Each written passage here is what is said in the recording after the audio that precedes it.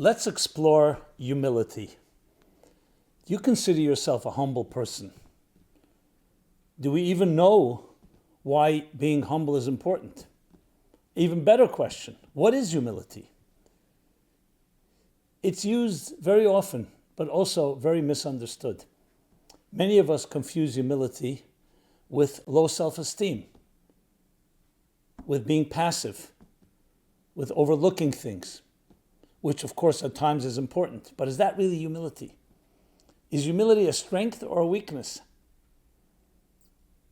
So please join me in week 5 of this series, 7 weeks to a better you, where we explore, evaluate, and understand how to actualize the powerful attribute of humility within our psyches, within our souls, within our emotions.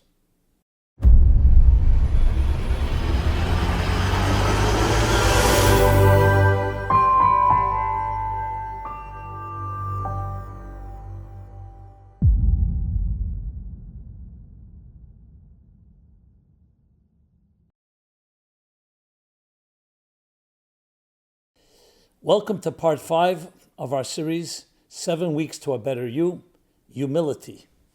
This program is dedicated in honor of Jerry Finkelstein, who lived a long and meaningful life guided by family, integrity, and Jewish identity. So in the spectrum of human emotions, we have the 7 dimensions from love all the way through dignity. Briefly, love, discipline, compassion, endurance, humility, bonding, and dignity. We are now going to cover part 5, the 5th emotion, humility. In Hebrew, the word is hoid. It's interesting, this word has many meanings. It also means splendor, humility, acknowledgement, yielding, flexibility. These all go into the category of humility. And for it to be a full-blown and healthy emotion, humility has to have a combination of the other 6 within it. The love within humility, the discipline within humility, and so on. So let's cover all of that. But first and foremost, we have to define the word. Humility, everyone would agree, is a very beautiful virtue. A humble person, a modest person. Modesty, yet another word. But what exactly is this? Would you consider yourself a humble person? And what exactly is humility? And why is it important? We could understand it's a nice virtue, but do humble people get hurt? Whereas the more aggressive and even arrogant people are the ones that seem to get ahead. Is humility coming from weakness? Is it passive? Is it active? Is it weakness or strength? All these questions need to be addressed. How do we distinguish between humility and low self-esteem? There are many of us that we just retreat when there's a confrontation, and maybe it's not even the right thing to do. Is it coming from a humble place? From strength? Or is it coming from fear? And how do you distinguish between the two? So let's get right into it. First, defining humility. One of the first places humility is used in Scripture is in the verse when Moses is described as the humblest man that ever walked on earth. Now Moses was the great Moses, was the man chosen by God to take the people out of Egypt, to lead them, the first quintessential leader, the one that received the mandate of the Torah at Sinai, and everything that Moses represents. The prophet Moses, the spiritual mentor, the leader, the scholar, the teacher. You would think all those virtues, why would humility be the prime thing that the Torah describes and says that there's no man that walks on earth that was as humble as Moses? You could say as scholarly as Moses, as godly, as brilliant, as charismatic, as leader. But it's interesting, the first time Moses is described after he's born is that Moses was a shepherd. A shepherd. A humble shepherd, yes. It's interesting, King David is also described as a shepherd. And the sages explain why. It's a beautiful story. That Moses, when he was tending to the sheep of his future father-in-law, Jethro, Yisro, so there were many sheep in the flock, and Moses noticed that one of them wandered away. That alone is a sensitivity. Out of thousands of sheep, he noticed one sheep, and he went to seek it out. Where's that sheep? And he found that the sheep had wandered quite a distance to a brook of water, drinking. And Moses realized that this sheep was thirsty. And what he did was he let the sheep continue drinking. Then he carried back the sheep on his shoulder to the flock. So the Medrash concludes, that the story that when God saw that, he said, a man could be so sensitive to one sheep and nobody's watching. He could have easily ignored it or not even recognized that the sheep is thirsty. This is the person I will entrust my people to, because I know he'll take care. So you see here the word humility, context of sensitivity, and clearly coming from strength. This requires strength, this requires care, sensitivity. Moses was not just about himself, but about the greater cause. In this case, fulfilling faithfully his role, his responsibility as a shepherd. I'm sure Moses had many great ideas. He would later be chosen, as I said, to be the great leader. And yet he had that simple humility. That just captures one piece of it. And it's very clear from the story and from all of the activities around Moses, where you can ask the big question again. Humility is a beautiful virtue, but why is it so paramount? On the contrary, you can say humility will also cause a person to not take on challenges, to not deal with adversity. A commander-in-chief, which Moses was also, a leader, a king, needs strength, conviction. You could say netzach, the attribute, the emotion we discussed in the previous part. Drive, ambition, determination, endurance, tenacity. But humility, again, a beautiful virtue. So here's the key thing. The difference is there's healthy humility and unhealthy low self-esteem. They're not the same thing. Low self-esteem is somebody who doesn't have confidence in themselves. They say, I'm worthless. I'm damaged goods. I'm nobody. Often these are people who've been invalidated, who have not been nurtured, and they really feel worthless. They don't feel their opinion matters. They don't feel they matter. Everything about them has been, but a lot of about them has been taken. Demoralization. That is not humility. That's low self-esteem. That's someone who's been beat up, has become a doormat. Humility is you know your strengths fully. You're fully aware. That's why a great person could have humility. Fully aware of your strengths, but you say to yourself, these are not my own strengths. They were given to me. I was blessed with them. I'm not a self-made individual. And if someone else had the strengths I had, if someone else had the virtues I had and the opportunities, they would have achieved more than I had. This is coming from a very powerful place. So how do you explain that? And the distinction is because it's recognizing out of strength that we're dedicated and committed to something greater than ourselves. That's the essence of humility. A word that I've often used, but I want to introduce it here. A word comes from the Hebrew, and it's used in Hasidic thought. The word is bittul. I'll spell it. I'll transliterate, spell it B-I-T-T-U-L, bittul. Literally, it can sound like nullification, which can be confused with obliteration, annihilation. No. Bittul is the suspension of self in order to receive something greater than yourself. It is the key to all growth, the idea that a full vessel, a full cup cannot be filled. You need to feel empty. You need to feel receptive to absorb something beyond yourself. So indeed, not only is it a beautiful virtue? It's the key to true leadership, to true success. So ambition, endurance, tenacity, all of that, and determination is vital to drive forward.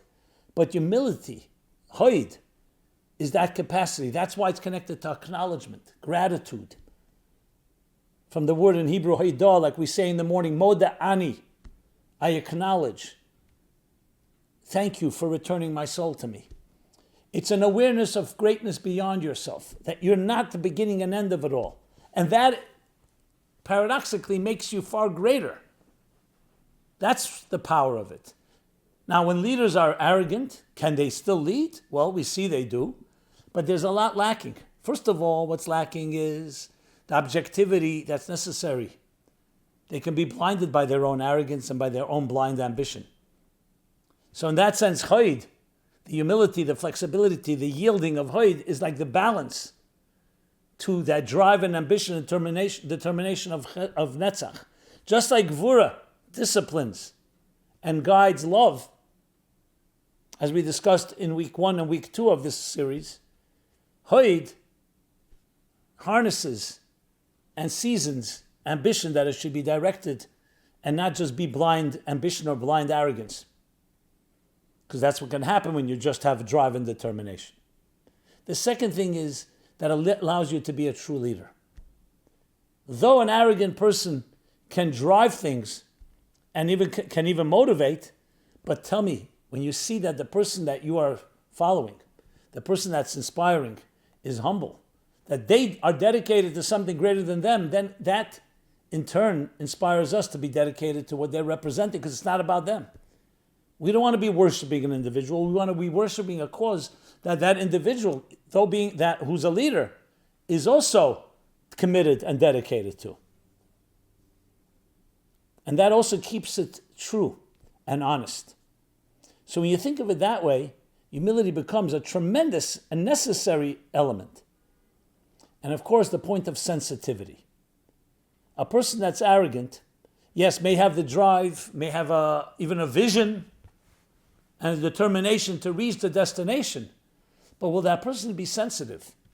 Will they inspire with sensitivity or fear? Sensitivity, that the hallmark of what Moses demonstrated when he came to gather and find that lost sheep searching for a drink. The sensitivity, the care.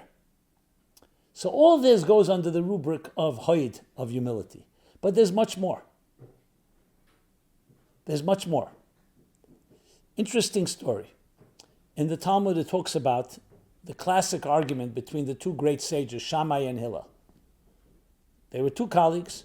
Shammai generally leaned to be more severe in his rulings, and Hillel was more lenient. So and they disagreed about different matters. Now, they both were coming from a good place. It wasn't about good and bad. They both are legitimate authorities and great authorities. So during a long period of their lives, the students of Shammai followed the rulings of Shammai. When they dealt with any given question, they followed what their teacher taught them. And the students of Hillel followed his more lenient path. There are exceptions, but generally that was the thrust. But then it came a time where it was determined we need to have a consensus for different reasons. And ultimately it was determined that the ruling would be like Hillel. And the Talmud gives a very interesting, you can even say strange reason. Because he was the more humble one. And how do we know that? Because when he would present his arguments, he would first present his colleague's argument, his adversary's argument, which was opposite of his own, and present it well, not dismissing it, not minimizing it. And then he would present his own argument. In other words, he preceded the argument that was not his. Beautiful virtue, humility. But when it comes to a ruling, you're talking about a constitutional ruling, a halacha, of a matter of law, it would seem that the one we would follow would be the one that greater scholarship, better proofs, more solid arguments, as it is in any court of law. Since when do we look at the lawyers presenting a case based on their humility? So humility is a beautiful virtue, give them an award, but why is the ruling, which seems to be one of an academic, scholarly deliberation, why is that following the one that's more humble? Who says is the one that's more accurate? And the answer is quite simple, but also very profound. Every one of us is subjective. When we're subjective, even if we are God-fearing people, with pious, good intentions, but being subjective, we can have blind spots. When it comes to, especially if you're a brilliant person, and you've deliberated on a certain topic, you've come to certain conclusions, you're invested in them. So that's where we all can make a mistake. So though Shammai was also a humble person, but the humility of Hillel taught us that you can trust his objectivity more. He's more open to hearing another opinion than his own. Now, not to say that Shammai couldn't do that, but Hillel shined. This was something that he was exemplary in that. And that's why. So it's like saying two scientists. Hopefully we can trust their experimentation and their analysis and their results. But we see scientists sometimes can distort something for whatever reason. They may have a certain self-interest. Humility makes sure that it's going to be an honest presentation. It won't be tainted by any prejudice, bias, or self-interest.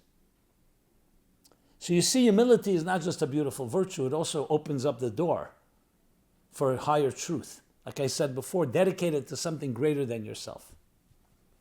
That is humility. Now, bring it back to ourselves, to each one of us. When you think of in the context, we've spoken about love, discipline, compassion. In week 4, we discussed endurance, determination, tenacity. So now we come in week 5 and talk about humility. And you can see how it fits in. It's a critical component. It's not the only one. It's one of 7, but it's a vital one for all the reasons that we discussed. So on one hand, humility seems very silent. Because when someone's humble, they may be quiet, they may acquiesce, they may be flexible, and it can be misunderstood as weakness, fear of confrontation, a pleaser. But true humility actually takes more strength than netzach, than determination. Because when you have something to say, you have a strong opinion, it's relatively easy for you to express yourself. But to exercise restraint, which is yet another feature of hoid, of humility, that takes more effort. When a smart person has something to say, what does it take more effort for him to speak or to be quiet? To be quiet. To exercise restraint takes even more strength, but the strength takes on the shape of internal. It's not a strength as a netzach, a drive forward, it's a drive inward. And those are the truly powerful people of all, where they could be quiet, you may not hear much from them.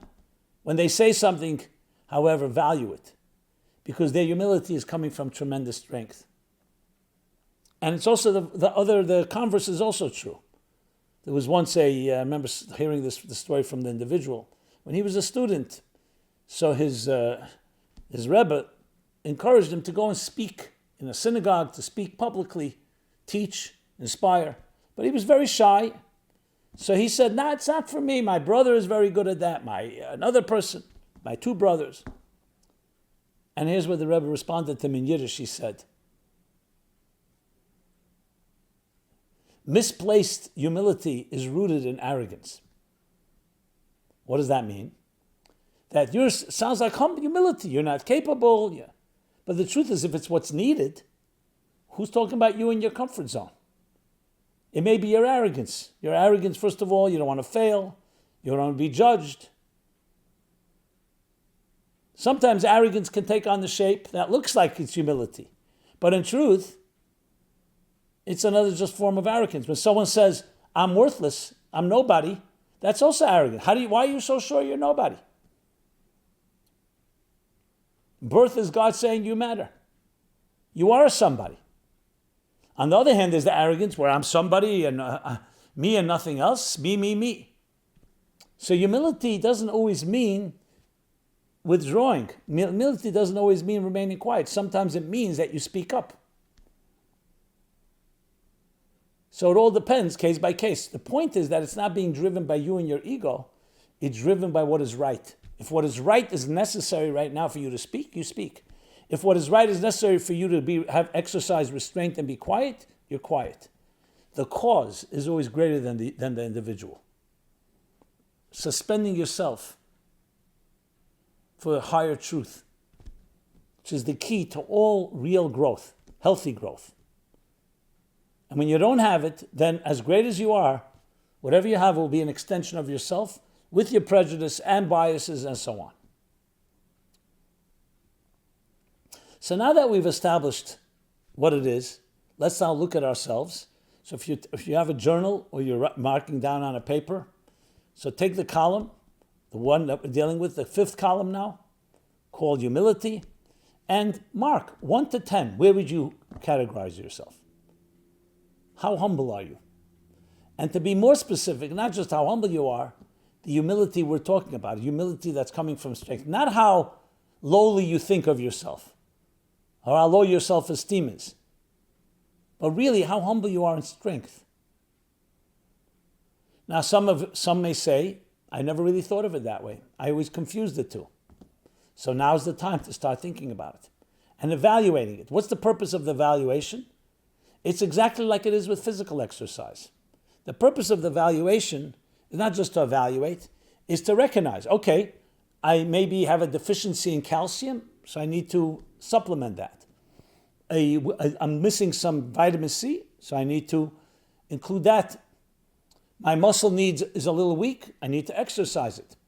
So looking at humility as we look at all the other emotions is about evaluating where does it stand and what can I do to make it grow. Remember, awareness is half the cure of any problem. Just being aware is already going to make it grow. You start recognizing, you know what, today, yesterday, did you behave in a humble way? Did you exercise humility? Ask yourself these questions. Are there instances where it was the opposite was true? Then you make a determination that tomorrow I'm going to deliberately make an effort to be more humble with my spouse, with my children, with my co-workers, with strangers. You'll be surprised that when you make that determination, you make that resolution, how much effect that can have on you. Because so much of what we do is reflexive. It's impulsive. We do things, routine, pattern. We don't think twice. So just the mere fact, the mere exercise of deliberating, of thinking, of introspection, soul-searching, evaluating, examining, is already a major part of the process. The awareness. How many things we do when we're not aware. So in that list, mark, yes, I did behave in ways that were not so humble. You can even delineate. Doesn't have to be in graphic detail. But at least be aware. And then make the exerted effort and the focused effort to correct that. I'm going to be in a situation where I may react one way, and I'm going to take the humble path. But a humble humility out of strength, not out of weakness. Now let's focus a moment on the weakness. If indeed it's a low self-esteem, mark that down as well, because that's something you need to work on. So it's not really a hoid exercise, because hoid and humility is about healthy humility, but it's something that needs to be discussed perhaps in the 7th week of Malchut Dignity, which we'll also talk about here as we talk about the different elements within humility. So it's evaluating in order to be able to improve, in order to be able to tame, to gauge, and regulate where you are in this. If it's an area where you're very strong, so by all means, make it even stronger. If it's an area you're weak, begin to build it up. And it's interesting when you contrast it with the netzach, the determination, the ambition, the tenacity, the fortitude, the conviction we spoke about, then you start realizing how they both really balance each other. You need both. Which leads me into the next part of this discussion, and that is the 7 elements that hoid should be comprised of. For it to be a healthy emotion, it needs to have all other 7 within them, including the Hoid within Hoid. That makes it 7. The 6 and the 1, that it itself within itself, which we'll discuss. So let's start with the first, the love within humility. Humility that does not have love is lacking something dramatic. As I mentioned, it can be demoralizing. It could be just doing something without that the feelings of love. So a humility must have love. A loving form of humility. When you love somebody, you'll be humble.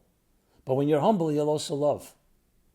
And if the love is not expressed, something is lacking. So ask yourself, as we continue in this journal, ask yourself, how is the love within my humility? And it's easy to recognize that. See how it affects you and your loved ones. If the humility is bringing out more love within you, then you know you're in the right going the right direction. If it doesn't, then you have to ask yourself why. Humility seems to cultivate closeness, being able to understand and be sensitive to another. So that's the love within humility. The second is the other side of it. Humility needs to be checked and disciplined. What does that mean? You have to look at what's driving this humility. You have to evaluate it. Is it driven by strength or by weakness? Is the humility itself one that's coming with a certain strength and commitment in that sense? So evaluating is discipline. Is it maybe there are situations where humility is not the way? Like I said earlier, misguided humility can be rooted in arrogance. Are you saying that in the name of humility, for instance, you shouldn't go and volunteer and help some people? Or you shouldn't go speak to someone? Maybe that's misplaced. And that's what the Gevurah does, the discipline, the questions that we ask, to make sure the humility is being used and directed in the right place. Or the other way around. Maybe it's an area where you need more humility. And you're not exercising enough restraint. So that's the second component. The third component is compassion. There's a custom that before you go to pray, give some charity. Show compassion. Humility has to make us more compassionate. Which is yet another form of sensitivity, even though I said it earlier with love. But it's all also about that compassion. As we discussed, compassion is more than just love. Compassion is even to a situation that may not deserve it. And you have mercy, you have compassion. So is the humility creating a deeper level of relationship? Is it a beautiful humility? Is it balanced? Remember, Tiferes, compassion is also connected to beauty, which connects it to the splendor of Hoid. The humility should be beautiful. If it's not beautiful, meaning it's not balanced, it's somewhat something off, erratic, or doesn't look right, then we have to look at it and try to round it out. Sometimes having an independent person helping you determine that. Like someone may recognize you did something that was very humble of you, but something was wrong, something was compromised. So that's the balance of compassion and beauty that is added in the virtue of humility. Then comes the determination with humility. Now, it may sound like a contradiction. No. First of all, humility should have determination, that you're actually driven. And there's a tenacity, an endurance of your humility. Humility is not just when so-called it's easy. That even when there's an obstacle and even there's a setback or even there's a challenge, you still remain humble. And it's not always that easy. Sometimes you need to really exercise a lot of powerful restraint, certain situations where you really want to intervene, and humility dictates pulling back. So there's a determination that ironically actually makes your humility stronger. And sometimes the other side of the coin, and that is the determination with humility, that humility should not allow you to become weak, should not allow you to be a pushover, to be a doormat. So you need to have also that element. And you'll see a person who has both ambition, drive, determination, tenacity, and humility is a most beautiful mix. Because humility doesn't make the person like passive. It's very active. And there it complements and goes hand in hand with determination. Or endurance. All the names for Netzach. Then there's the humility within humility, which is the analysis of humility itself. What is driving the humility? What is it about? How can you make it stronger? Are you weak in that area? So everything we discussed earlier about humility is the humility within humility. Also, that you have to be humble in your humility. Some people actually become very proud and arrogant. Look how humble I am. I mean, there's that joke where the rabbi and his assistant were both beating their chest and saying, I don't want to have any arrogance. I'm completely humble, completely humble, completely humble. And then a simple guy walks into the synagogue and he sees them doing that, so he also beats his chest and says, I'm completely humble, I'm nobody, I'm nobody. And the rabbi looks to his assistant and says, look who thinks he's nobody. So sometimes humility can take on a form that you're arrogant in your humility. The humility should be humble as well. So it's not just an appearance, it's not even if it's sincere, it's not something you have to necessarily get an award for. Like the humble guy says that they asked, the humblest person should come up front. So one guy rushed up front, the other guy came right after him and said, so you came second? That means you're not so humble? He says, no, he just pushed himself in front of me. If he hadn't, I would have been first. That's not exactly the ultimate of humility. Then comes step 6, part 6, and that's the bonding. Humility should lead and be part of bonding. It could also, for some people, humility is a very lonely, isolating experience. I'm humble, but my partner doesn't really understand, or they're not in it with me. Humility should lead to bonding. It should be part of a full relationship. Sometimes, so let's say humility in the concept of yielding. You have a disagreement with your spouse or with someone else that you love or care about. So humility dictates yielding. Not always, you don't have to always be right. Be like the reed. That's a statement that's a statement from the sages, a beautiful statement. A person should always be like a reed, R-E-E-D, and not like a rigid cedar wood. Soft like a reed and not rigid like a cedar wood is the full expression. When a storm comes and the winds blow, the reed will blow with the wind. It's yielding, it's flexible. And the cedar tree may be very powerful, but if the storm is strong enough, it will blow it down. Flexibility and yielding is an unbelievable, powerful element. Look at it, for instance, when they talk about suspension bridges. I remember the first time we were in camp, we went on a hike, and our counselor took us on a suspension bridge, and he said, do you feel? And a suspension bridge, it shakes when the cars and the trucks ride over it. And we thought it was about to collapse. He says, no, it's the way it's built, because it's yielding and allowing it to carry a lot more weight. If it was just a solid bridge without that element of yielding, it actually could collapse. That's why skyscrapers and very high buildings and different architectural structures are built with a certain flexibility. Because the stronger you stand, that may be strong, but when there's a strong wind or resistance, it can blow it down. In human psychological terms, yielding actually makes you greater because you have capacity, you have flexibility, your capacity to go with the flow. You don't always have to win the argument. You can be calmer. Sometimes you may lose the battle but win the war. Maybe you don't even call it lose the battle.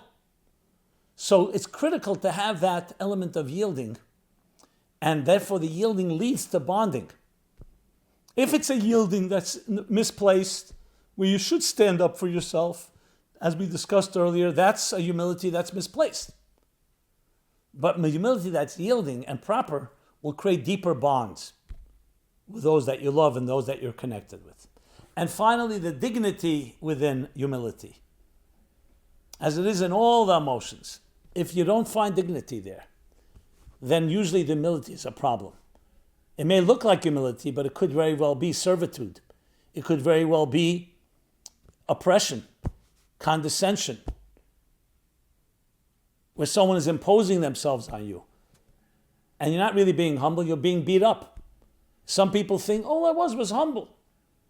I allowed my spouse, my husband, to hurt me, God forbid. I was being humble. You're not being humble, you're being weak. And I'm not saying as critique. We understand that out of survival sometimes, but the dignity is not being is not there in the humility. Humility should make you a more dignified person. Both the dignity that you have, the humble person, and also the dignity that you offer to others. And if it's not creating and cultivating dignity, there's something wrong. So the malchus within Hoid, which is the dignity, the sovereignty, the majesty, the kingship within humility, that actually humility makes you a greater, more dignified person, not a weaker person. So when you take it all into account, all seven, within the humility, we have a full-blown, beautiful virtue. And all of them should be a column in your journal where you ask these questions about the love within humility, the discipline, restraint, the compassion and beauty and balance, the endurance within it, within humility, the humility within humility, the bonding and the dignity. And each one asks that question, is it leading to dignity? Is it leading to bonding? And that, in turn, allows you to do an exercise that strengthens that particular feature. If, for example, any one is missing one of the seven, work on that particular component. Work on the dignity that's necessary in humility. Work on the bonding. Work on the endurance, or any of the others.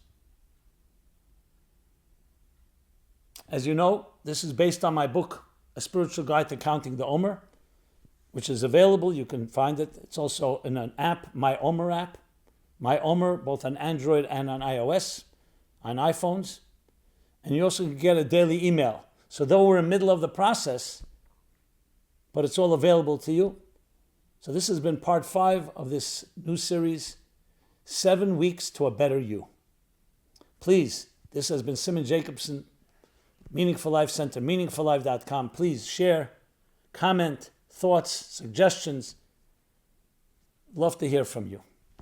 Be well, be modest and humble, and open yourself up to the greatest horizons.